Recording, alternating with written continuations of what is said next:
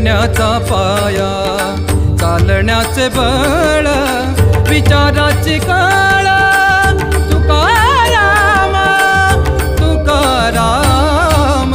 जगण्याचा पाया, चालण्याचे बळ, जगण्याचा पाया.